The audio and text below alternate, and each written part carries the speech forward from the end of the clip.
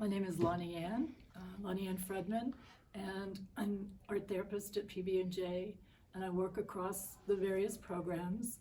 Currently, I'm working mostly by Zoom. The individual or the parent and child decide together what they want to do, and a lot of times, of course, that's also related to what goals the parent has for them together, and common ones are on bonding, relationship, communication, listening. Also, I think what's very, very important is expressing their imagination and getting really in touch with themselves and their creativity, and from that comes a lot of self-confidence, self-esteem, and really a deeper closeness and a deeper sense of who they are in the world. Very often the focus of PB&J is on self-care. For parents, I think it's extra hard because, of course, their children require a lot of care.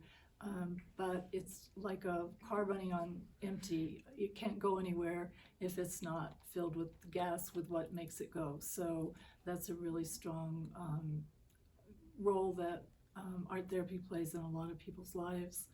It's also to help with communication, working through depression, trauma, difficult experiences. I don't tell them what to do. I can suggest if they have a particular issue or problem, what might help them. For a lot of times when people are really stressed, I try to help them work with materials that are going to really work well, no matter what they do with them. And one wonderful example is art tissue paper and a glue water mix, where they just tear the paper, put it down on another sheet of paper, and paint through it without even having to paint on the back. And it's kind of like painting with paper, and it's really wonderful to see how the colors meld, how the composition comes out, and then they can turn it around and look at it from all different angles. And things might appear and they might not, but the main thing is they've done something that in almost every case really feels good to them.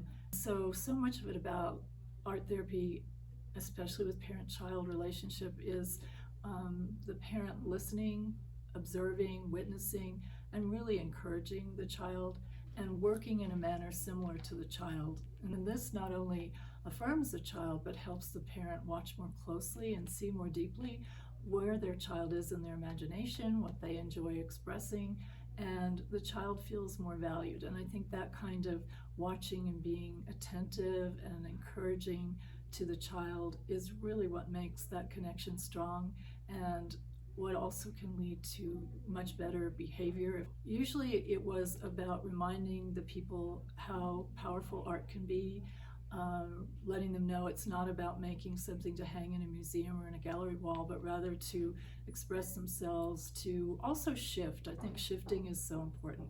And so it would be amazing all the different routes people would take. We have clay, paint, all kinds of mixed media, drawing materials. Art is healing, whether it's in a therapy situation or not. But within the context of art therapy, the therapist is able to help the person work on different issues, different challenges by using art and by being aware of different counseling and therapeutic techniques that would be helpful.